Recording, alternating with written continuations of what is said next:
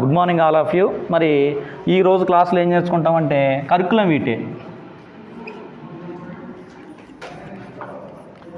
Curriculum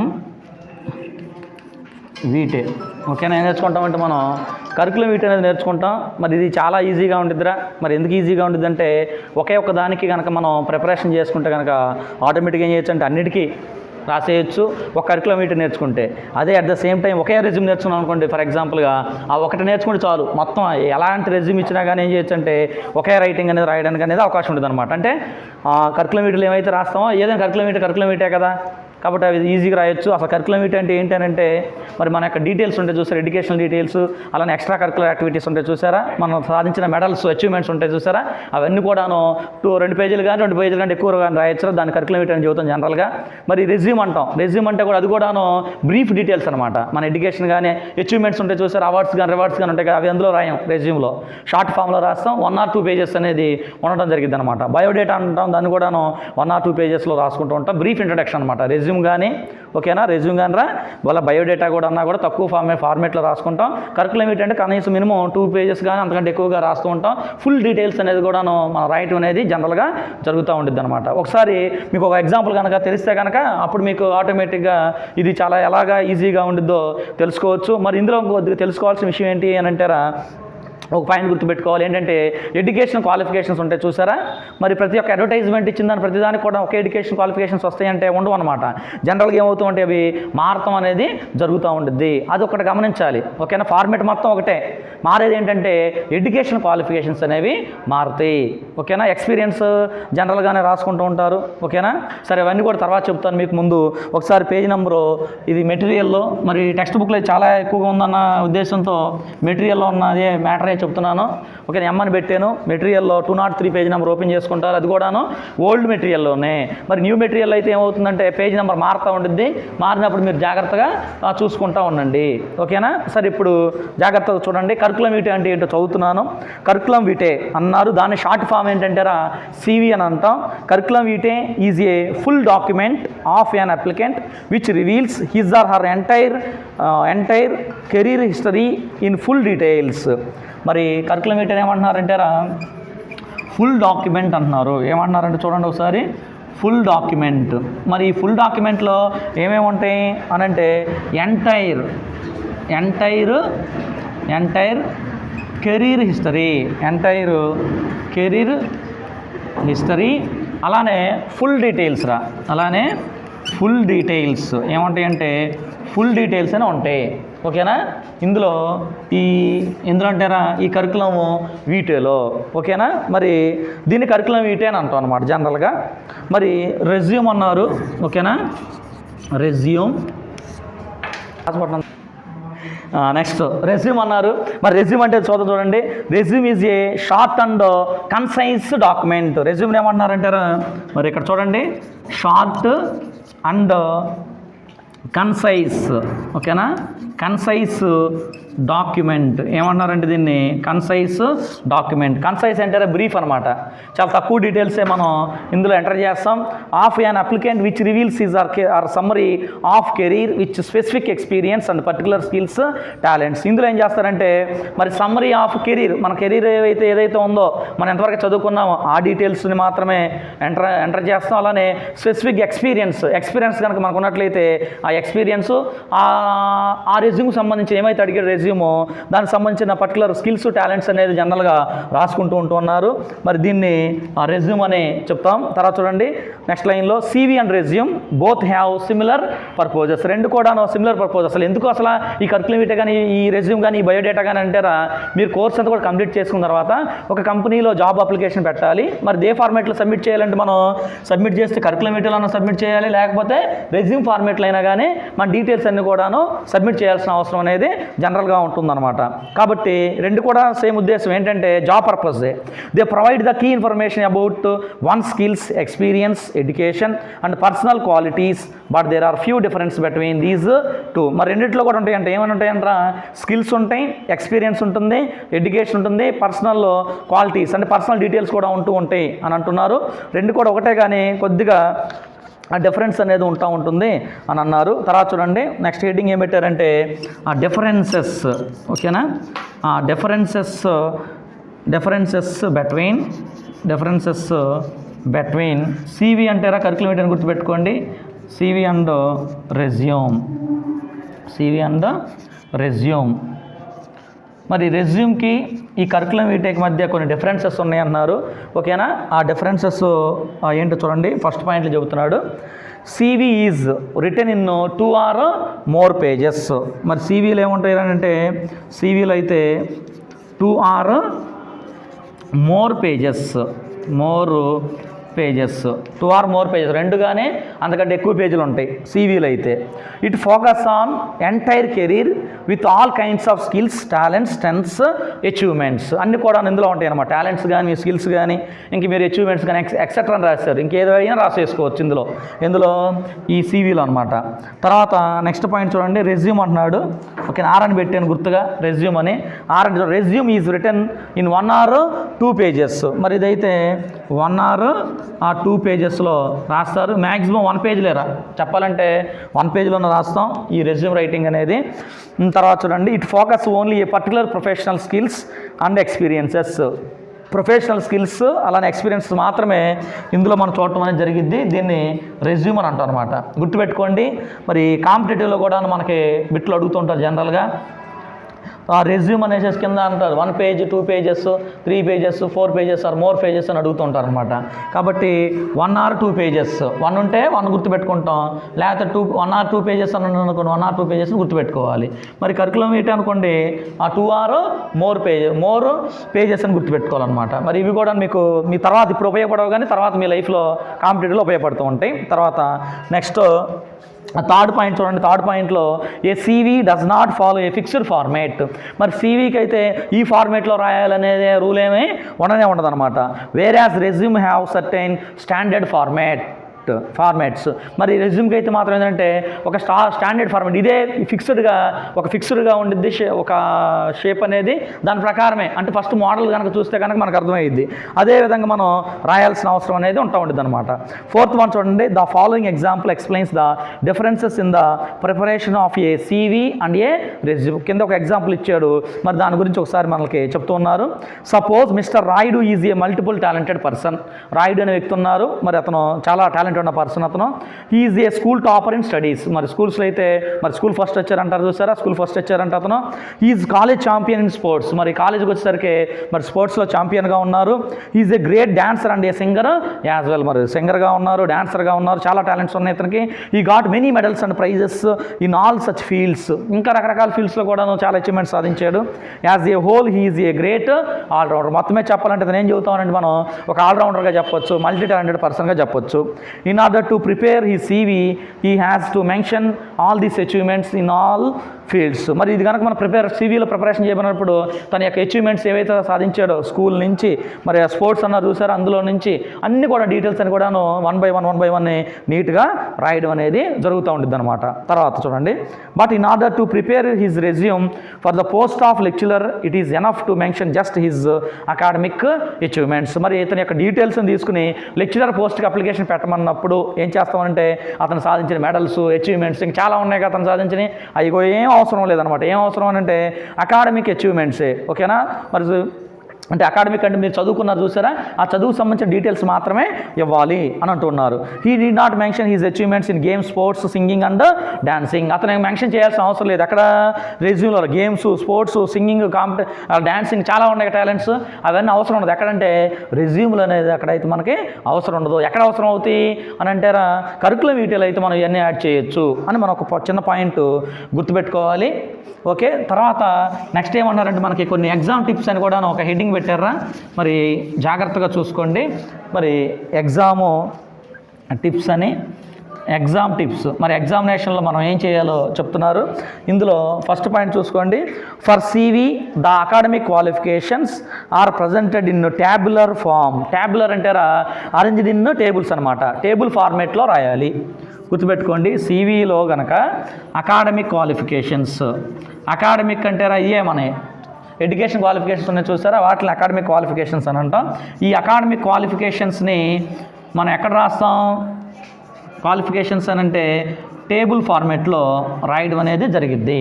మీకు చెప్పాను ముందుగానే, ఈ MBA చేశాడు, అది హైయెస్ట్ క్వాలిఫికేషన్ అయ్యింది, ఫస్ట్లో రాయాలి. తర్వాత నెంబర్ 2లో రాయాలి. నెంబర్ 2లో ఏమిటంటే డిగ్రీ ఉండిద్ది, ఆ డిగ్రీ 2లో రాయాలి. నెంబర్ 3 అని పెడతాం, దాంట్లో ఇంటర్మీడియట్ రాస్తాం. నెంబర్ 4 అని రాస్తాం, 10th క్లాస్ అని రాసుకుంటాం, SSC అని రాసుకుంటుంటాం అనమాట. ఎప్పుడు కూడాను హైయెస్ట్లో నుంచి లోయెస్ట్లోకి రాసుకోవాలి. ఆ టేబుల్ ఫార్మేట్లో రాస్తాం. ఏదైతే CV కనుక రాయమన్నప్పుడు మనం ఏం చేస్తాం, టేబుల్ ఫార్మేట్లో రాస్తాం. నెక్స్ట్ చూడండి, whereas for resume academic qualifications are written as shown in this book. మరి ఈ బుక్లో చెప్పారంట, రెజ్యూమ్ అయితే టేబుల్ ఫార్మేట్లో ఉండదు. రెజ్యూమ్ అయితే టేబుల్ ఫార్మేట్లో ఉండదు, జస్ట్ రాస్తారు, ఇన్స్టిట్యూషన్ ఎక్కడ చదివే రాస్తారు, పర్సంటేజ్ నార్మల్గా వేస్తారు. ఈ బుక్లో ఇన్ఫర్మేషన్ ఉందన్నారు. రెజ్యూమ్ ఫార్మేట్కి వెళ్ళినప్పుడు చూద్దాం. మరి సెకండ్ పాయింట్ చూడండి, we write CV in the full blocked format, whereas in resume the headings are written in middle proportions. మరి fully blocked format, letter writing అని చెప్పాను చూసారా, blocked format, fully blocked format ఏంటి అంత కూడాను లెఫ్ట్ సైడ్ మార్జిన్ నుంచి start చేస్తాం. CV కూడా మొదలు ఎలా పెడతామంటే లెఫ్ట్ సైడ్ నుంచే హెడ్డింగ్స్ కానీ సబ్ హెడ్డింగ్స్ కానీ అన్ని కూడాను లెఫ్ట్ సైడ్ నుంచే పెడతాం. అదే రెజ్యూమ్ అయితే ఏం చేస్తాం అన్నారా అని అంటే మిడిల్ అనమాట, మిడిల్లో నుంచి మధ్యలో నుంచి రాస్తూ ఉంటాం అని అంటూ ఉన్నారు. ఇది మరి సెకండ్ పాయింట్కి చెప్తున్నాడు. CV అయితేనేమో ఫుల్లీ బ్లాక్డ్, ఓకేనా, ఫుల్లీ బ్లాక్డ్ ఫార్మేట్లో రాస్తాం. మరి అలానే రెజ్యూమ్ అయితే అంటే ఏంటి గుర్తుపెట్టుకోండి, రెజ్యూమ్ అయితే ఏం చేస్తాం, మిడిల్లో నుంచి స్టార్ట్ చేస్తాం, పేజ్ మధ్య నుండి చూసారా అక్కడి నుంచి రాస్తాం అనమాట. ఆ CVలో రాసే డీటెయిల్స్ సేమ్ అవేనో, ఆ రెజ్యూమ్లో రాసే డీటెయిల్స్ కూడా సేమ్ అవేనమాట. కాబట్టి మనం పెద్దగా ఇబ్బంది పడేది ఉండదు ఈ CVలో కానీ రెజ్యూమ్లో కానీ ఎలా ఇచ్చినా కానీ. నెక్స్ట్ థర్డ్ పాయింట్ చూడండి, for CV there is no need to add a cover letter, అంటే కవరింగ్ లెటర్ అనమాట. అంటే CVలో ఏముండదు అంటారా, కవరింగ్ లెటర్ అనేది రాయాల్సిన అవసరం అనేది లేదు, ఇందులో రాయం. మరి రెజ్యూమ్ అనుకోండి, ఫర్ ఎగ్జాంపుల్గా resume, whereas for resume it is better to add a covering letter. మరి రెజ్యూమ్లో అయితే ఖచ్చితంగా ఏం చేయాలి, కవరింగ్ లెటర్ అనేది రాయాలి. కవరింగ్ లెటర్ రాస్తాం రెజ్యూమ్లో. కవరింగ్ లెటర్ ఏంటంటే లెటర్ రైటింగ్ ఉంది చూసారా, ఆ లెటరే రాస్తాం అనమాట. మన అకాడమిక్ క్వాలిఫికేషన్స్, మన స్ట్రెంత్, మన ఎక్స్పీరియన్సెస్ అన్ని కలిపి ఏం చేస్తామంటే ఒక లెటర్ ఫార్మేట్లో రాయడం జరిగింది. దీన్ని కవరింగ్ లెటర్ అని అంటాం. CVకి అయితే అవసరం లేదు, అందుకే ఇంటికి పెట్టాను. రెజ్యూమ్కి అయితే ఏంటి, ఖచ్చితంగా కవరింగ్ లెటర్ రాయాల్సిన అవసరం అనేది ఉంటుంది అని గుర్తుపెట్టుకోవాలన్నమాట. కానీ మీకు ఎగ్జామినేషన్ పాయింట్ ఆఫ్ వ్యూలో మీరు CV రాసినా కానీ ఏంటంటే మీకు టైం సరిపోదు. ఎగ్జామినేషన్లో 3 hours ఉంటాయి, మీకు టైం సరిపోదు. కాబట్టి మీరు ఏం చేయాలంటే రెజ్యూమ్ ఇచ్చినప్పుడు రెజ్యూమ్ రైటింగ్ వరకు రాసి దానికి గ్యాప్ వదిలిపెట్టాలన్నమాట. ఒక పేజ్ గ్యాప్ వదిలిపెట్టుకుని మొత్తం ఆన్సర్స్ అన్ని రాసి, ఒకవేళ ఇన్ కేసు మీకు టైం ఉంటే కనుక అప్పుడు కవరింగ్ లెటర్ రాయడానికి ప్రయత్నం అనేది చేస్తారు. లేకపోతే ముందుగానే కవరింగ్ లెటర్ రాశారనుకో రెజ్యూమ్ తర్వాత వెంటనే మీకు టైం సరిపోదు, ఫుల్ మార్క్స్ అనేది రావడానికి అవకాశం ఉంటుంది అనమాట. ఒక 5 నిమిషాల్లో రాసేయచ్చు దీన్ని, అయినా కానీ దీన్ని చివరిలో రాయండి, గుర్తుపెట్టుకోండి, ఓకేనా. కవరింగ్ లెటర్ రాయాలి అనుకుంటే కనుక మీరు మొత్తం అయిపోయిన తర్వాత టైం కనుక మిగిలితే కనుక అప్పుడు రాయాలరా, గుర్తుపెట్టుకోండి. నాకు వచ్చు అని రాయకూడదు అంటే ఏంటంటే మీకు టైం సరిపోదన్న ఉద్దేశంతో చెప్తున్నాను. కవరింగ్ లెటర్కి చాలా టైం పట్టింది, అంటే 5 minutes పట్టినాయి, 10 minutes పట్టినాయి. ఆ 10 minutes కూడా మీకు వేరే వర్క్ కూడాను వేరే ఆన్సర్ చేయడానికి ఉపయోగిస్తాం కదా. మళ్ళీ చెప్తున్నాను మీకు, ఎప్పుడు కూడా ఏం చేయాలంటే మీరు సెక్షన్ B నుంచి మొదలు పెట్టాలి, గుర్తుపెట్టుకోండి. మీరు రాసేటప్పుడు సెక్షన్ Aలో యానిటేషన్స్ ఉంటాయి కదా, తర్వాత లాస్ట్లో రాస్తారు. ముందు గ్రామర్ పాయింట్ సెక్షన్ B నుంచి సెక్షన్ C అయిపోయిన తర్వాత అది కూడా ఏం చెప్తున్నాను మీకు 1.5 గంటన్నర కల్లా మీకు అయిపోవాలన్నమాట. ఏది 60 మార్క్స్కి. ఇంకా మిగిలినంత 40 మార్క్సేగా, ఆ 40 మార్క్స్ని ఆ గంటన్నరలో రాయడానికి ప్రయత్నం అనేది చేయాలి. అలా చేస్తే మన టైం మిగిలింది. అప్పుడు ఏం చేయొచ్చు, నువ్వు చక్కగా కవరింగ్ లెటర్ కూడా రాయొచ్చు. గుర్తుపెట్టుకోండి, కవరింగ్ లెటర్కి పేజ్ మాత్రం గ్యాప్ వదిలిపెట్టుకోండి. మీరు టైం ఉంటే అప్పుడు రాయండి, టైం లేకపోతే వదిలేసేయండి, పర్వాలేదు అక్కడ. నెక్స్ట్ 4th పాయింట్ చూడండి, in the exam it is enough to write the answers for a CV or resume in 1 or 2 pages. If time permits then one can write a covering letter for resume. ఇప్పుడు చెప్పిన point చెప్పాడు ఇక్కడ ఏంటంటే, ఒక time కనుకుంటే resume writing ఇచ్చినప్పుడు రాయండి, ఓకేనా. లేకపోతే లేదు. CV కూడా మీరు రాయొచ్చు, కానీ టైం సరిపోదు కాబట్టి రాయాల్సిన అవసరం లేదు. ఒక టైం ఉండే వాళ్ళు కనుక ఉంటే కనుక రాయండి. నెక్స్ట్ అది 4th పాయింట్లో రిపిటేషన్ వచ్చింది. నెక్స్ట్ 5th పాయింట్, ఇక్కడ 4th పాయింట్ ఏంటంటే కవరింగ్ లెటర్ ఒక టైం ఉంటే రాస్తారు, లేకపోతే లేదు. నెక్స్ట్ లాస్ట్ చూడండి, see that all the details given the questions are covered in the answer. మరి ఇక్కడ కొన్ని ఇచ్చారు చూడండి ఒకసారి, కింద పక్క పేజ్ తిప్పండి, పక్క పేజ్ తిప్పుతారా కొన్ని ఇచ్చారు.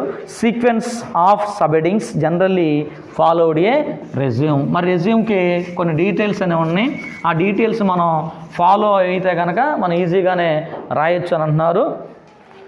ఓకేనా, మరి ఒకసారి చూడండి.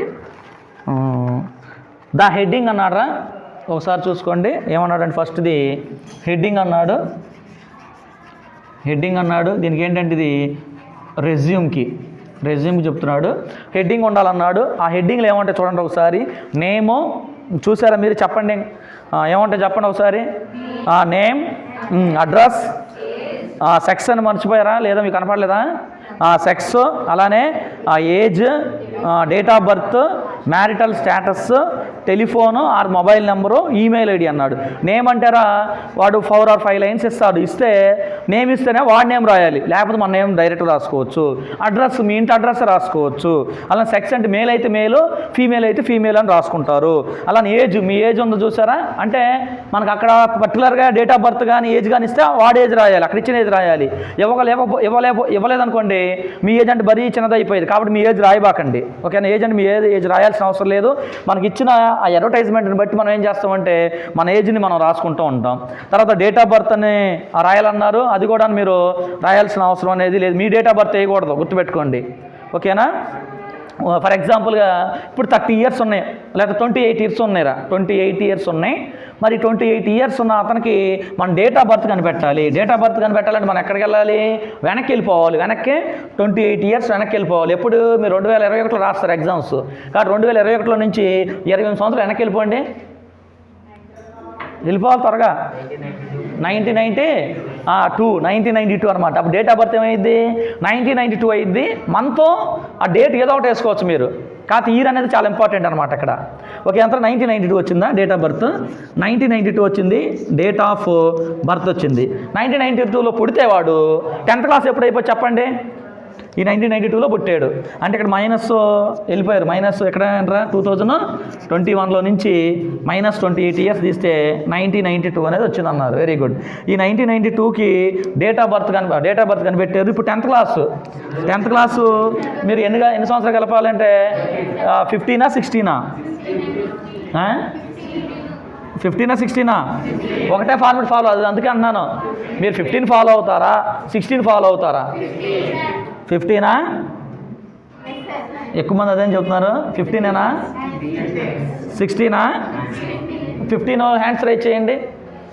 50 ఒక 10-15 మంది 20 మంది ఉన్నారు, దించండి. నెక్స్ట్ 16 వాళ్ళు ఎత్తండి. 16 తక్కువగానే ఉన్నారు. అయినా కానీ 10th క్లాస్ ఎప్పుడు అయిపోయిందంటే మనకి ఆ 16 yearsకే కంప్లీట్ అనేది అవుతుంది జనరల్గా. ఓకేనా 16కి సరే లేదు అనుకుంటున్నారనుకో 15 yearsకే వేయొచ్చురా. అంటే ఒకటే ఫార్మేట్ ఫాలో అవుతారని. మీరు 16, 15 అనేది మీరు కొంతమందికి 15లోకి 10th క్లాస్ అయితే ఒకరికి 16కి అయిపోయింది. కానీ మీరు ఒకటే గుర్తుపెట్టుకుంటే మంచిది అన్నాను. 6th yearకే ఫస్ట్ క్లాస్కి వెళ్తాడు వాడు. 6th yearలోనేగా 6 సంవత్సరాలు కంప్లీట్ అయిపోవాలి అబ్బాయి. 6 సంవత్సరాలు కంప్లీట్ అయిన తర్వాత నువ్వు ఎక్కడికి వెళ్తావు, ఫస్ట్ క్లాస్లో. అంటే 6 అయిపోతాయి. ఓకేనా, అంటే ఇప్పుడు 7 నుంచి 8 సంవత్సరాలకి 1 సంవత్సరం అయ్యిద్ది. ఓకే, అక్కడ గుర్తుపెట్టుకోండి. లేకపోతే 8 నుంచి 9కి 1, 9 నుంచి 10కి 1, 10 నుంచి 11కి 1, 11 నుంచి 12కి 1. ఇక్కడ వరకు ఎన్ని 5 తరగతులు అయిపోయినాయిగా. 5 తరగతులు అయిపోయినాయి. ఎన్ని వచ్చినాయి చూడండి, 6 years ఇక్కడ వచ్చినాయి. 6 సంవత్సరాలు అయిపోయినాయి అమ్మాయి. ఈ క్లాసులేలే ఒకసారి చూడండి. ఇక్కడ ఎన్ని వచ్చినాయి చూడండి. ఈ 5 వచ్చినాయిరా, ఈ 6 ఎన్ని అవుతున్నాయి, 11 years అవుతున్నాయి. ఉండండి ఒకసారి. 11 years అయినాగా ఏంటి 6 yearsకి ఫస్ట్ క్లాస్కి 5 years కంప్లీట్ అయిపోయినాయి అమ్మాయిడికి. ఒకటికి 5 years అయిపోయినాయి. 5 years అయిపోయిన 6లా అంటే ఓకే నేను 6 నుంచి 7 అయ్యలేదనా. ఓకే సరే, అంతవరకు చూడండి. ఓకేనా, 5 years అయిపోయినాయి. ఇక్కడ నుంచి చూడండి 6 to 7. ఇక్కడ ఎన్ని కూడా 5 years వచ్చినాయి. ఇక్కడ కూడా ఎన్ని అంటే 5 years. మొత్తం ఎన్నిరా 10 years. 10 yearsకి ఎన్ని క్లాసులు అయిపోతున్నాయి, 5th క్లాస్ అవుతుంది. అంతేనా, 5th క్లాస్ అయిపోతుంది కదా, అంతేనా ఇక్కడ వరకే. సరే ఉండండి.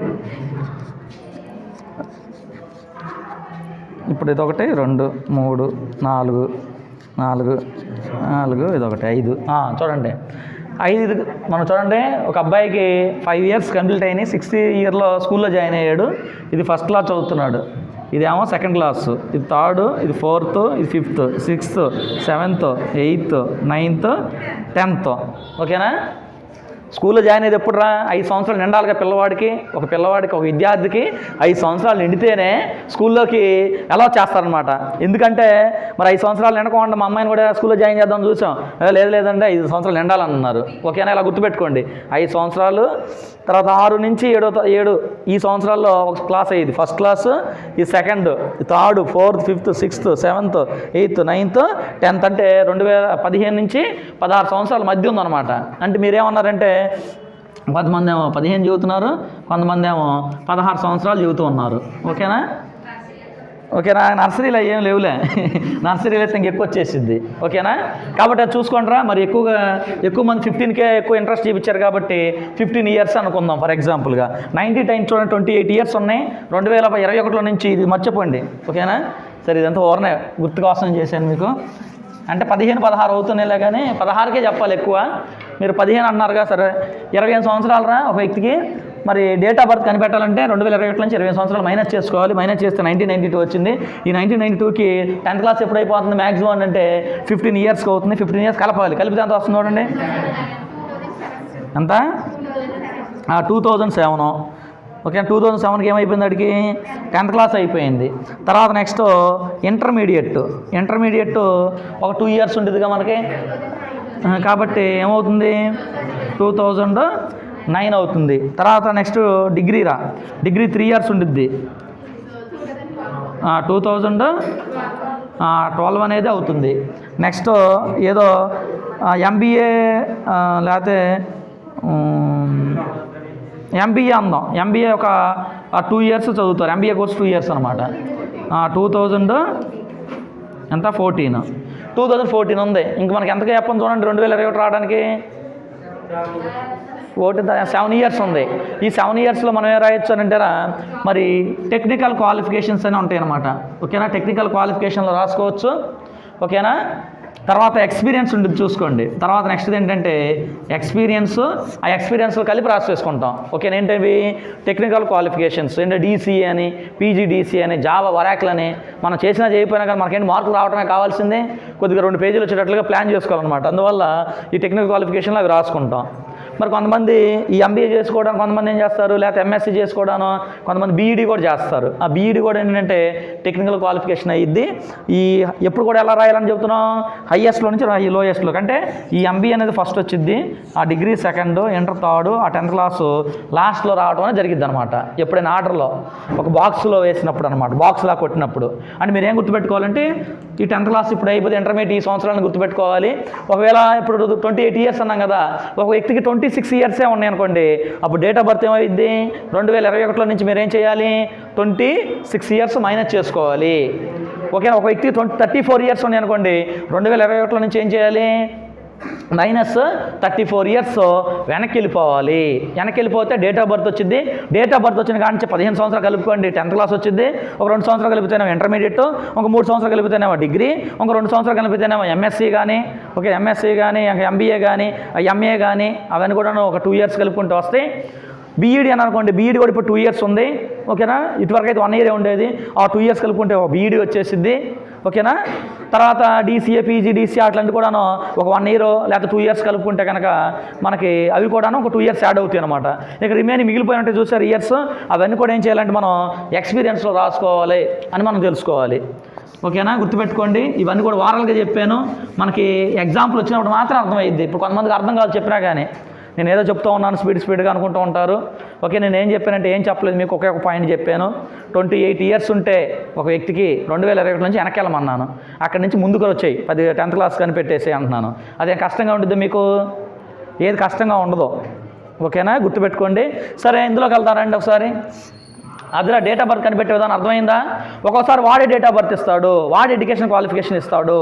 ఓకేనా? వాడే ఇరా పాసింగ్ ఇస్తాడు, అప్పుడు మనకు పెద్ద సమస్య ఉండదు.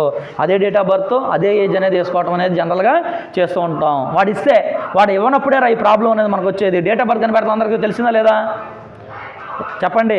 ఒక 24 సంవత్సరాలే ఉన్నాయి ఒక వ్యక్తికి. అంటే 2021 నుంచి ఎక్కడికి వెళ్ళాలి మీరు? మైనస్ 24 సంవత్సరాలు వెనక్కి వెళ్ళిపోవాలి. వెనక్కి వెళ్ళిపోయిన తర్వాత డేట్ ఆఫ్ బర్త్ కనిపెడతారు, 10th క్లాస్ కనిపెడతారు, ఇంటర్మీడియట్ కనిపెడతారు, డిగ్రీ కనిపెడతారు, ఆ ఎంసీఏనో లేకపోతే ఎంబీఏనో లేకపోతే ఎంఏనో కనిపెడతారు. ఇంతవరకు ఏమైనా కష్టంగా ఏమైనా ఉందా మీకు? అర్థమైందా ఇది? సరే చాలు. మరి హెడ్డింగ్లు ఏముంటాయని చెప్పారంటే మీరు ఇప్పుడే చెప్పారు. ఓకేనా? నేమ్ ఉండిద్ది, అడ్రస్ అనేది అంటే ఫుల్గా రాస్తే మనకి ఇంకెక్కువ టైం పడుతుంది. అందువల్ల హెడ్డింగ్లు ఏమంటాయి చదువుతాను మామూలుగా. కాబట్టి హెడ్డింగ్లు ఏమంటాయి అంటారా? Name, address, sex, age, date of birth, marital status, telephone number లేకపోతే మొబైల్ నెంబర్ అంటే ఈమెయిల్ ఐడి అనేది ఉంటుంది అనమాట జనరల్గా. ఏది ఎందులో రా అని అంటే ఒక రెజ్యూమ్ రైటింగ్ గుర్తుపెట్టుకో. రెజ్యూమ్ రైటింగ్ రాసేటప్పుడు ఇవన్నీ ఫాలో అవ్వాలి మనం, గుర్తుపెట్టుకోండి. దీని తర్వాత సెకండ్ వన్ చూడండి. సెకండ్ పాయింట్ ఏమన్నాడంటే ఆబ్జెక్టివ్ అన్నాడు. ఆబ్జెక్టివ్ చూడండి ఒకసారి. State A clear practical object related to the job. ఆ జాబ్లో కనుక నువ్వు జాయిన్ అయితే నువ్వేం చేస్తావు? ఒక కంపెనీలో జాయిన్ అయితే ఆ కంపెనీని నువ్వు ఎలాగ ముందుకు తీసుకెళ్తావు అదన్నది ఏమవుతుందంటే మనకి ఇక్కడ ఆబ్జెక్టివ్ అనేది అవుతుంది. అంటే నువ్వు జాబ్కి వెళ్తావు, ఇంటర్వ్యూకి వెళ్తారు కదా. ఇంటర్వ్యూకి వెళ్తే చాలామంది ఉన్నారు కంపెనీలో, మరి నువ్వు వచ్చి నువ్వేం చేస్తావు అని అంటే నీ దగ్గర ప్లాన్స్ ఉంటాయి కదా, ఆ ప్లాన్స్ అన్ని కూడా ఎగ్జిబిట్ చేస్తూ ఉంటావు. దాన్నే ఆబ్జెక్టివ్లో జనరల్గా రాసుకుంటూ ఉంటాం. ఓకేనా? ఇది కూడా మనకి ఆ ఎగ్జాంపుల్ చెప్పినప్పుడు మాత్రమే కరెక్ట్గా అర్థమవుద్దిరా, గుర్తుపెట్టుకోండి. నెక్స్ట్ థర్డ్ వన్ చూడండి. ఎడ్యుకేషన్ అన్నాడు. ఏంటది? ఎడ్యుకేషన్. మరి ఎడ్యుకేషన్ క్వాలిఫికేషన్స్ అంటాం చూసారు, అవే వాటిని ఎడ్యుకేషన్ అంటాం. అక్కడ చూడండి ఇచ్చారు. Education qualifications are always written in reverse chronological order. ఎలా రాయాలి ఎడ్యుకేషన్ క్వాలిఫికేషన్స్? ఎప్పుడు కూడాను రివర్స్. ఓకేనా? రివర్స్లో రాయాలిరా. అంటే ఇప్పుడు కూడా హైయెస్ట్లో నుంచి లోయెస్ట్లోకి రావాలి. మన 10th క్లాస్ కదా ముందు ఏదైనా ఫస్ట్ నెంబర్లో 10th క్లాస్ రాయకూడదు. ఎంఏ అనేది ఫస్ట్లో మనం రాయాల్సిన అవసరం అనేది మనకి ఉంటుంది అని గుర్తించాలి. తర్వాత సెకండ్ పాయింట్లో డిగ్రీ, తర్వాత ఇంటర్మీడియట్, తర్వాత 10th క్లాస్ అనేది రాసుకోవాల్సిన అవసరం ఉంటుందని మనం గుర్తుపెట్టుకోవాలి.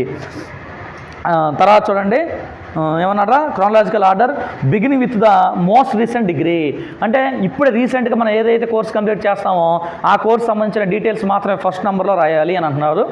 The other qualified exams will follow in a decreasing descending order. కర్మయ్యని కూడా ఇంకా చదువుంతా కూడాను హైయెస్ట్ నుంచి లోయెస్ట్లోకి రాసుకోవాలి మొత్తం మీద ఇది. నెక్స్ట్ చూడండి fourth point work experience. Next ఏంటంటే వర్క్ ఎక్స్పీరియన్స్. ఓకేనా? మరి వర్క్ ఎక్స్పీరియన్స్ చూడండి ఇచ్చాడు. Give details of previous work experience, the name of the company. ఒకవేళ ప్రీవియస్గా నువ్వు ఏదైనా కంపెనీ వర్క్ చేసినట్లయితే మరి ఆ కంపెనీకి సంబంధించిన ఏ కంపెనీలు చేసావు, ఎన్ని సంవత్సరాలు చేసావు అన్నీ కూడా మెన్షన్ చేయాలి. Job title, period of service, role and responsibilities you took in the previous work నువ్వేం చేసావు, నీ యొక్క జాబ్ ప్రొఫెషన్ ఏంటి, మరి నీకు ఎంత సర్వీస్ ఉంది, నీ రోల్ ఏంటి, నువ్వు రెస్పాన్సిబుల్గా ఆ కంపెనీకి నువ్వు ఏ విధంగా బెనిఫిట్స్ చేకూర్చావన్నీ కూడా డీటెయిల్స్ అనేవి అందులో ఉంటాయి అన్నాడు. తర్వాత చూడండి కింద లైన్లో if you are a fresh graduate and do not have the work experience. మీరు ఇప్పుడే రీసెంట్గా ఆ ఎంఎస్సీ కంప్లీట్ చేశారనుకోండి, మీకు ఎక్స్పీరియన్స్ ఉండదు కదా, మీరు అప్పుడు ఆ ఎక్స్పీరియన్స్ మెన్షన్ చేయాల్సిన అవసరం అనేది ఉండదు అని అంటున్నారు. There you can state your skills and qualities in extracurricular activities. ఇంకా మీకు మల్టీ టాలెంటెడ్ పర్సన్స్ అని అన్నారు చూసారా, ఇంకా స్పోర్ట్స్ కానీ, గేమ్స్ కానీ, సింగింగ్ కానీ, డాన్సింగ్ కానీ ఉన్నారు చూసారా, అవన్నీ కూడాను అదర్ స్కిల్స్లో ఎక్స్ట్రా కరిక్యులర్ యాక్టివిటీస్లో మీరు ఎంటర్ అనేది అంటే నోట్ చేస్తాం అని చెప్తూ ఉన్నారు ఈ రెజ్యూమ్ రైటింగ్లో. నెక్స్ట్ ఫిఫ్త్ వన్ ఏంటంటే స్ట్రెంగ్త్స్. అంటే ప్రతి ఒక్కరికి ఏముంటుంది అంటే స్ట్రెంత్ ఉంటుందిరా, మీకున్న బలం కాదు స్ట్రెంత్ అని అంటే మీకు సైకలాజికల్గా ఉన్న స్ట్రెంత్ గురించి చెప్తున్నాడు. Strength talk about your attitude. మరి నీ యొక్క స్ట్రెంత్ని బట్టే నీ యాటిట్యూడ్ అనేది ఎలా ఉంటుందో కూడా మనం జడ్జ్ చేయొచ్చు అంటున్నారు. Include the strength which are required for the job you are applying. నీ స్ట్రెంత్ అంటే నీలో క్వాలిటీస్ ఉన్నాయి, కొన్ని స్పెషల్ టాలెంట్స్ ఉన్నాయి, అవన్నీ కూడా జాబ్కి సూటబుల్ అవుతాయో లేదో చెక్ చేసుకోవాలంటున్నారు. ఫర్ ఎగ్జాంపుల్గా good communication skills are essential for a counsellor in a computer training centre. Computer training centre నీకు ఏం కావాలి కంపల్సరీగా? Good communication skills. అంటే ఇతరులతో చక్కగా మాట్లాడడాన్ని, మన మాటల ద్వారా మెస్మరైజ్ చేయడాన్ని, ఇవన్నీ కూడా మనం చేస్తూ ఉండాలి. ఇవన్నీ కూడా స్ట్రెంత్స్గా చెప్తూ ఉన్నారు. తర్వాత నెక్స్ట్ ఏమన్నారంటే నెక్స్ట్ పాయింట్ అదర్ స్కిల్స్ రా. నెక్స్ట్ ఏంటంటే అదర్ స్కిల్స్ అన్నారు. మరి అదర్ స్కిల్స్లో చూడండి providing information regarding other things such as number of languages noun, hobbies at the end of the resume. మరి లాంగ్వేజెస్ నౌన్, నీకు ఎన్ని లాంగ్వేజెస్ వస్తూ ఉన్నాయి, అలా నీ హాబీస్, నీ యొక్క అలవాట్లు ఏంటి అవన్నీ కూడాను మెన్షన్ చేయమని చెప్తూ ఉన్నారు. తర్వాత నెక్స్ట్ది 7th పాయింట్ ఏంటంటే మనకి రెఫరెన్స్. ఓకేనా, రెఫరెన్స్ చూడండి ఒకసారి.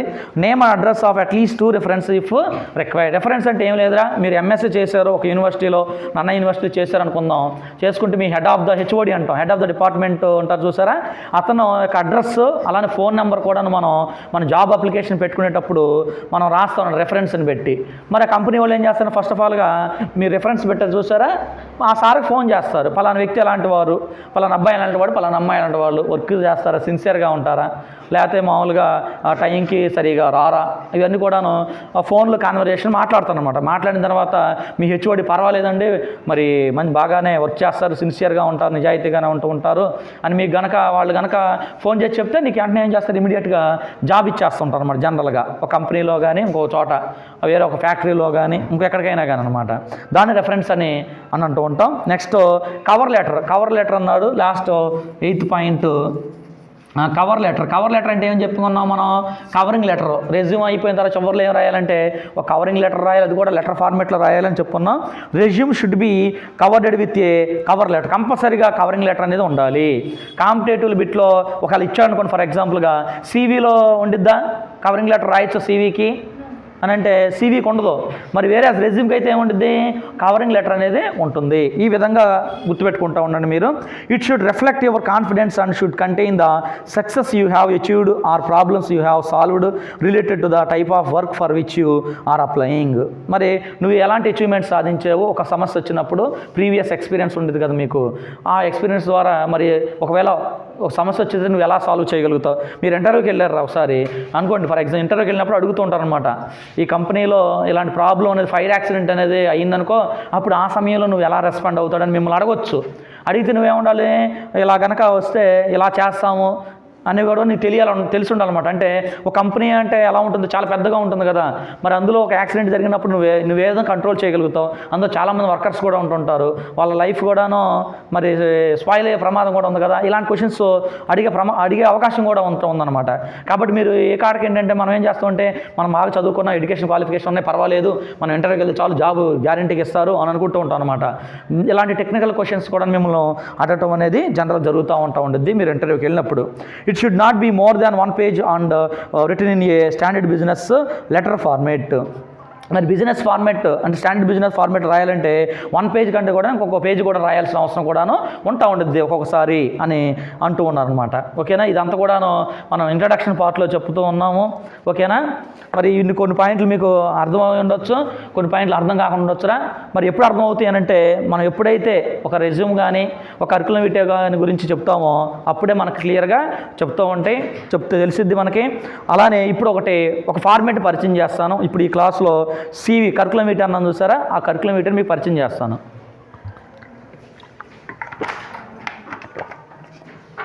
శాంపుల్ CV ఫార్మేట్ అన్నారు, టెక్స్ట్ బుక్లో ఉండిద్ది, అలానేరా మనకి మెటీరియల్లో కూడా ఉండిద్ది. ఒకసారి చూసుకోండి.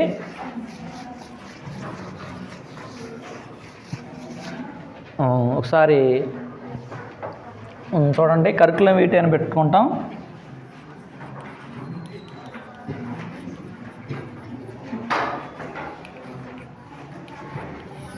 కరికులం విటే అని పెట్టారు అంటే బుక్లో అది టెక్స్ట్ బుక్లో చూసుకోండి. టెక్స్ట్ బుక్లో చూసుకున్నా కానీ అదే ఉండిద్ది, మెటీరియల్ చూసుకున్నా కూడా అదే ఉండిద్ది అనమాట. సేమ్ అదే విధంగా ఉండిద్ది. చూసుకోండి ఒకసారి. పేజ్ నెంబర్ టెక్స్ట్ బుక్లో అయితే 261 ఒకసారి ఓపెన్ చేసుకుంటారు.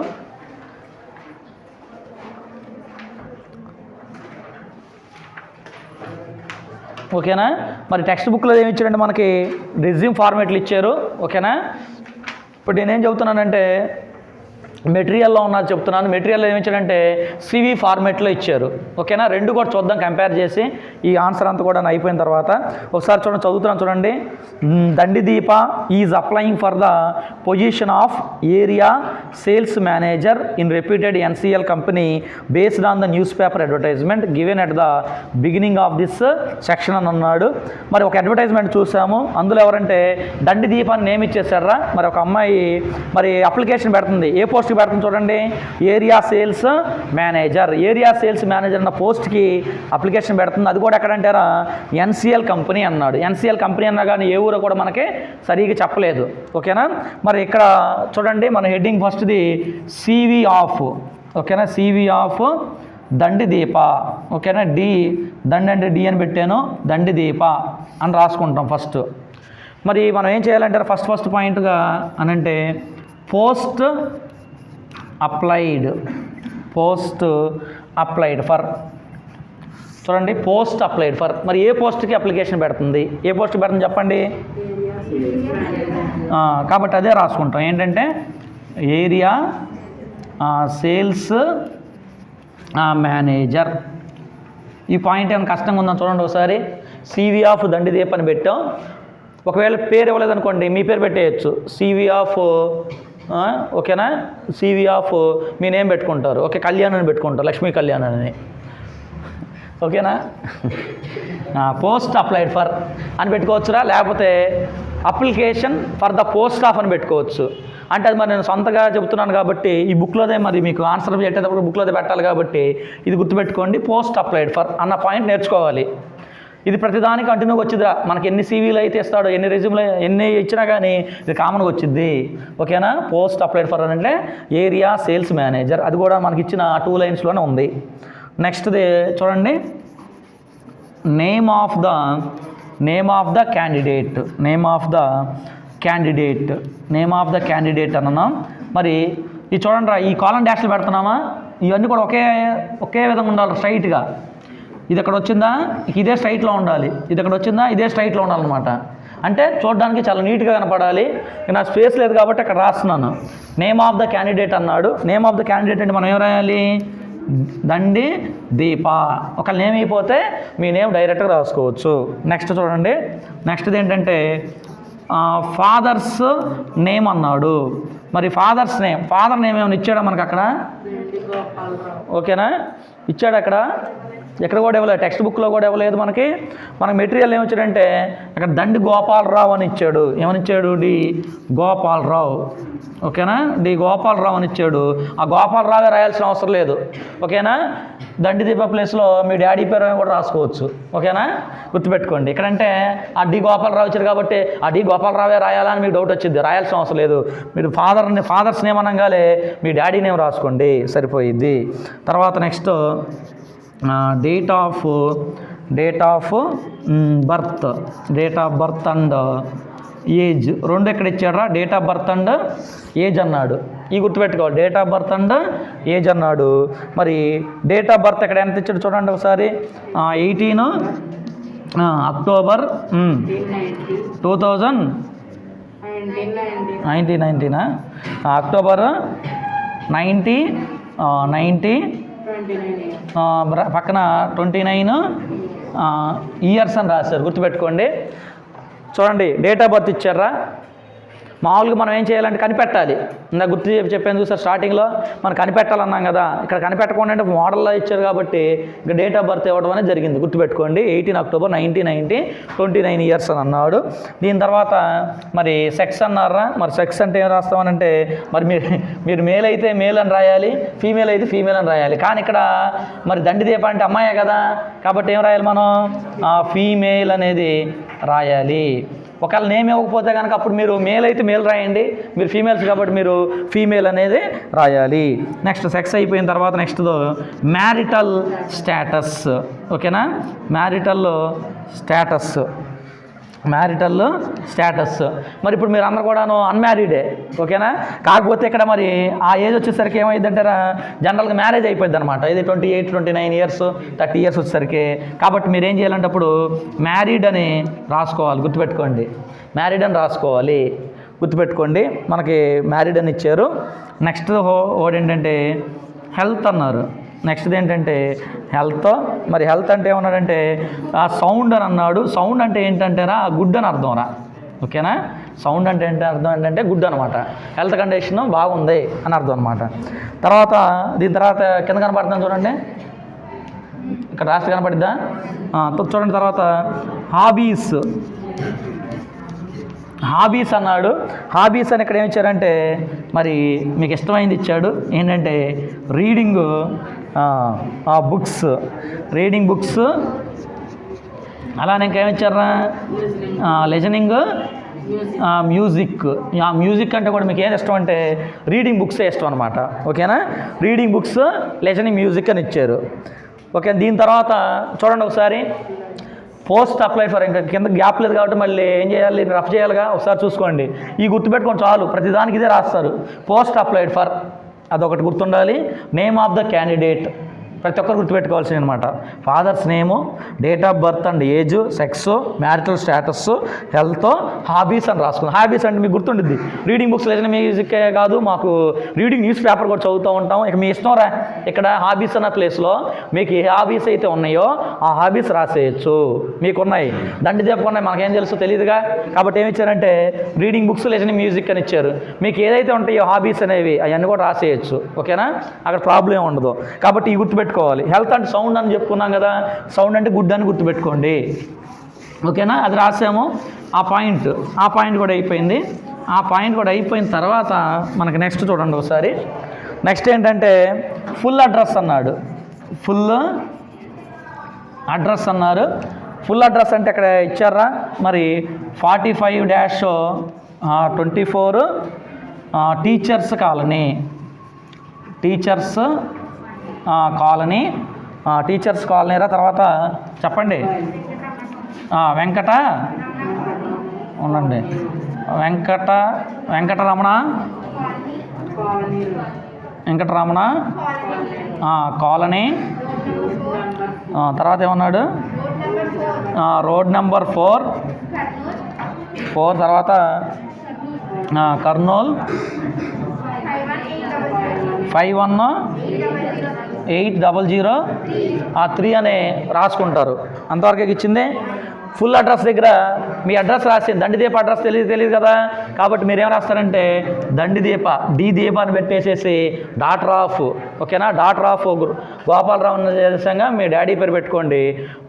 మీ ఊరు టౌన్లో అయితే టౌన్ ఏదో ఇంటి నెంబర్లు ఉంటాయిగా, ఆ స్ట్రీట్ నెంబర్స్ ఉంటాయిగా, దాని ప్రకారంగా రాసుకుంటారు. మీరైతే పల్లెటూరు నుంచి పిల్లలు మీకు విలేజ్ ఉండిద్ది, పోస్ట్ ఉండిద్ది, మండలం ఉండిద్ది, డిస్ట్రిక్ట్ ఉండిద్ది, పిన్ కోడ్ కూడా ఉండిద్ది.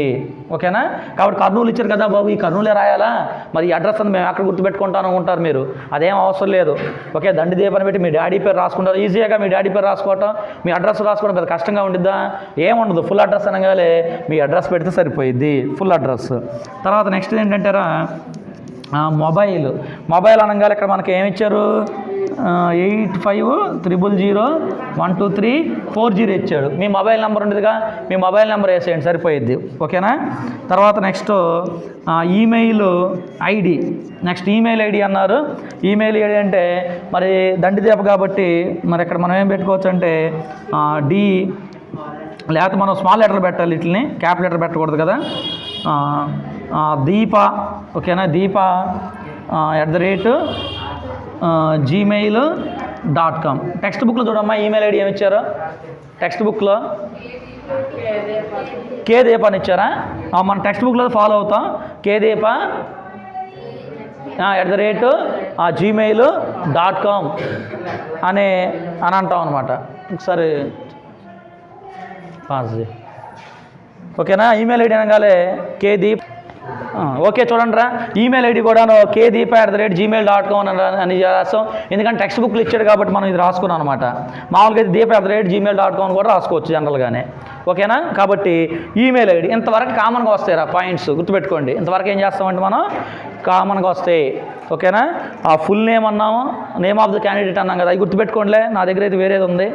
ఓకేనా, మరి అది ఇది అయితే మళ్ళీ 2 అయిపోతాయిలే. కాబట్టి ఇంతవరకు గుర్తుపెట్టుకోండి. ఇంతవరకు ఈమెయిల్ ఐడి వరకే కామన్గా వస్తారా. మీరు CV ఏది రాసినా కానీ హెడ్డింగ్స్ కామన్గా ఉంటాయి. ఏంటంటే ఆ హెడ్డింగ్ ఒకటి పోస్ట్ అప్లైడ్ ఫర్, అదొకటి name of the candidate, fathers name, date of birth and age, sex, marital status, health, అలానే హాబీస్, అలానే full address, mobile number, email ID ఇంతవరకు కూడా కామన్గానే వస్తూ ఉంటాయి అన్నమాట. దీని తర్వాత మనకి ఏమైనా హెడ్డింగ్ ఇచ్చారంటే మనకి అకాడమిక్ క్వాలిఫికేషన్స్ అని ఇచ్చారు. అంటే సరే ఇది అయిపోయిన తర్వాత నెక్స్ట్ క్లాస్లో చెప్తాను. ఈ సీవీ కనో ఆ రెజ్యూమ్కి కొన్ని మార్పులు చేసినప్పుడు చూద్దాం. ఒకసారి చూడండి, అకాడమిక్ క్వాలిఫికేషన్స్ అని హెడ్డింగ్ పెట్టారు. ఇందులో చూడండి ఒకసారి మీకు క్వాలిఫికేషన్ అన్నారా, క్వాలిఫికేషన్ స్పీడ్కి చెప్పండి. అది క్వాలిఫికేషను, నెక్స్ట్ ఇన్స్టిట్యూషన్, నెక్స్ట్ది ఏంటంటే ఇయర్ ఆఫ్ స్టడీ, అలానే నెక్స్ట్ ఏమి ఇచ్చారంటే మనకి పర్సంటేజ్ అనేది ఇచ్చారు. కనపడుతున్నాయి చూడండి ఒకసారి. Qualifications, institution, year of study, percentage అని ఇచ్చారు. కనపడుతుందంతా. ఒకసారి చూడండి ఇక్కడ ఏమని ఇచ్చారంటే మనకి ఎంబీఏ అని ఇచ్చారు. ఒకసారి చూసుకొని జాగ్రత్తగా. ఎంబీఏ అన్నారు. ఎంబీఏ అనగానే అక్కడ చూడండి ఇన్స్టిట్యూషన్ దగ్గర ఏమని ఇచ్చారు, శ్రీ పద్మావతి మహిళా విశ్వవిద్యాలయము తిరుపతి అని అన్నారు అక్కడ ఇన్స్టిట్యూషన్ దగ్గర. ఓకేనా, మొత్తం రాయట్లేదు, షార్ట్కట్లో రాశాను. శ్రీ పద్మావతి మహిళా విశ్వవిద్యాలయము తిరుపతి అని రాశారు. మరి ఇయర్ ఆఫ్ స్టడీ చూసుకోండి ఒకసారి. 2009, 2011 అన్నారు. పర్సంటేజ్ ఏమో 81% అని అన్నారు. ఇక్కడ మీరు మార్చుకోవచ్చు. ఇన్స్టిట్యూషన్ దగ్గర మీరు ఏం రాసుకోవచ్చు అంటే, మీరు ఎంబీఏ కాలేజీల దగ్గరలో ఏవైతే ఉన్నాయో, ఏమున్నాయో దగ్గరలో మీకు ఎంబీఏ ఏ కాలేజీలో ఉంది దగ్గరగా ఉందా? ఎంబీఏ ఆదిత్య కాలేజీలో ఉందా? కాబట్టి ఇక్కడ ఉంటేనే చెప్పాలి, ఉన్నట్లు రాసుకోవాలరా. ఒకవేళ ఆదిత్యలోకి ఉందనుకో, ఫర్ ఎగ్జాంపుల్ ఏముందనుకోండి, ఆదిత్య జూనియర్ అనకూడదు మనం అక్కడ. ఎంబీఏ కాబట్టి ఆదిత్య ఇన్స్టిట్యూషన్స్ అని రాసుకోవాలి. ఆదిత్య ఇన్స్టిట్యూషన్స్ అని రాసుకుని కాకినాడ లేదా రాజమండ్రి ఏదో ఒకటి రాసుకోవాలన్నమాట అక్కడ. కాబట్టి ఇది రాసుకోవాల్సిన అవసరం అనేది ఉండదు. మీరు ఇదే మేము బై హార్ట్ చేయాలని మాకు కష్టం అయిపోయింది అనుకుంటారు కొంతమంది. కాబట్టి మన ఎంబీఏకి సంబంధించిన కాలేజీ రాసుకుని సరిపోయింది. ఆ 2009, 2011 అన్నారు చూసారా, మరి అది కూడా మారుతూ ఉంటుందిరా. ఓకేనా, అది కూడా మార్చుకుంటే అవకాశం ఉంటుంది. తర్వాత చూడండి నెక్స్ట్ది ఏంటంటే బీకామ్ అన్నారు. ఓకేనా, నెక్స్ట్ది ఏంటంటే బీకాము చూడండి, silver Jubilee college autonomous Kurnool అని అన్నారు. ఓకేనా, అక్కడ డిగ్రీ కోర్స్ చేశారు. ఎప్పుడంటే అది 2006 to 2009, 76%. ఇక్కడ కూడా డిగ్రీ కాలేజ్ రాసుకోవచ్చు అనమాట మీరు. ఓకేనా, డిగ్రీ కాలేజ్ పేరు మన కాలేజ్ ఉంది, వేరే కాలేజ్ కూడా ఉంటాయి, ఏదైనా రాసుకోవచ్చు. తర్వాత నెక్స్ట్ మనకి ఏంటంటే ఇంటర్మీడియట్రా. మరి ఇంటర్మీడియట్ అనగానే ఎంబీఏ చేశారు కాబట్టి ఖచ్చితంగా వాడు ఏం చేస్తుంటాడంటే ఆ సిఈసి చదువుంటారు. కాబట్టి ఇక్కడ ఇంటర్మీడియట్ కాలేజ్ రాసుకుంటారు. ఇక్కడ ఏమి ఇచ్చారంటే గవర్నమెంట్ జూనియర్ కాలేజ్ అని ఇవ్వడం జరిగింది. 2004 to 2006 82.5% ఇచ్చారు. నెక్స్ట్ది ఎస్ఎస్సి అంటాం, 10th క్లాస్ అని అంటాం చూసారా, ఇది కూడాను government high school for girls Kurnool అని రాయడం జరిగింది. ఇక్కడ కూడా మీరు ఎక్కడైతే చదువుకున్నారో ఆ స్కూల్ పేరు రాసుకోవచ్చు. ఎప్పుడంటే ఎక్కడది 2003 to 2004 80% అని మనం గుర్తుపెట్టుకోవాలి. ఓకేనా, మరి ఇక్కడ ఆ ఇయర్ ఆఫ్ స్టడీ మీరు మార్చుకోవచ్చు. ఇయర్ ఆఫ్ స్టడీ అనేది మీరు మార్చుకోవచ్చు. ఓకేనా, అన్నిటికి కూడా మరి బై హార్ట్ చేయాలంటే ఎన్నిటికైనా బై హార్ట్ చేస్తారు, చేయలేరు కదా. కాబట్టి ఇది మోడల్ కాబట్టి 29 years ఇచ్చాడు కాబట్టి దాని ప్రకారం రాసుకుంటూ వచ్చేస్తారా. ఇదంతా కూడా ఏంటంటే ఒక టేబుల్ ఫార్మేట్లో ఉండిద్ది. దీని తర్వాత ఏంటంటే మనకి నెక్స్ట్ హెడ్డింగ్, ఇదంతా కూడా టేబుల్ ఫార్మేట్, ఇదంతా టేబులే, గుర్తుపెట్టుకోండి. ఇదంతా టేబులే, నేను మొత్తం రాయలేదు, టైం అనేది కుదరక రాయలేదు, మీరు గుర్తుపెట్టుకోండి. ఇదంతా కూడా అకాడమిక్ క్వాలిఫికేషన్లో ఉంటాయి. ఓకేనా, 4లో అయిపోయింది 10th క్లాస్, ఇంటర్మీడియట్లో 6లోకి అయిపోయింది. ఇయర్ ఆఫ్ స్టడీ కాకుండా ఇయర్ ఆఫ్ స్టడీ అనుకోకుండా ఇయర్ ఆఫ్ పాసింగ్ అని కూడా రాసుకోవచ్చురా. ఇయర్ ఆఫ్ పాసింగ్ అని పెట్టుకుని 2004, 2006, 2009, 2011 అని రాసుకుంటే సరిపోయింది. ఏంటంటే ఇక్కడ ఇయర్ ఆఫ్ పాసింగ్, అక్కడేమో ఇయర్ ఆఫ్ స్టడీ అని ఇచ్చారు, మీరు మార్చుకోవచ్చు. ఓకేనా, ఇయర్ ఆఫ్ పాసింగ్ అని కూడా రాసుకోవచ్చు. ఓకేనా, పర్సంటేజ్ మీ ఇష్టం, మార్చుకోవచ్చు. పర్సంటేజ్ కూడాను మారుతూ ఉండిద్ది. దీని తర్వాత అది కామన్గా ఉంటుంది ప్రతిదానికి. ఎడ్యుకేషన్ క్వాలిఫికేషన్స్లో అకాడమిక్ క్వాలిఫికేషన్ కామన్గా ఉంటా ఉండిద్ది. దీని తర్వాత హెడ్డింగ్ ఏంటంటే మనకి టెక్నికల్ క్వాలిఫికేషన్స్ అని హెడ్డింగ్ పెడతాం.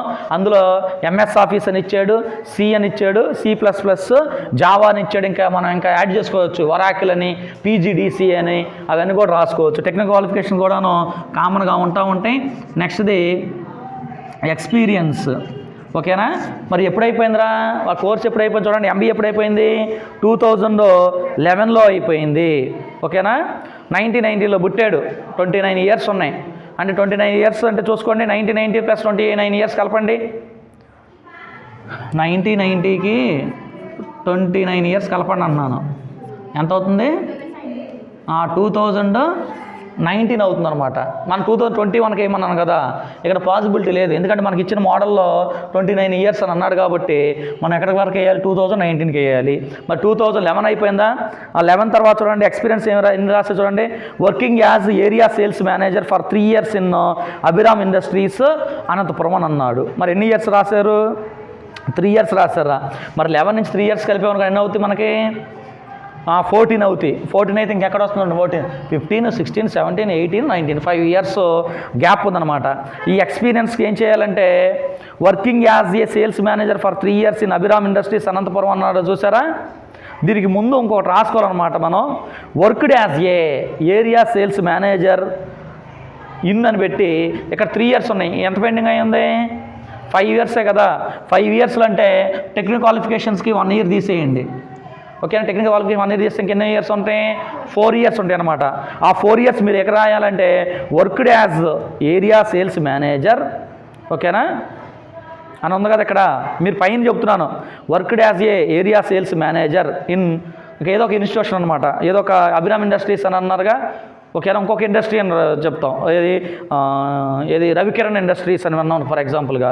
రవికిరణ్ ఇండస్ట్రీస్ ఫర్ 4 ఇయర్స్ అని అక్కడ రాసుకోవాలి. దాని తర్వాత రావాలి ఇది ఇక్కడ ఏమనంటే working as area sales manager for 3 years in Abhiram industries Anantapur. Working అంటే ఏంటంటే ప్రజెంట్ చేస్తూ ఉన్నాడు అని అర్థం.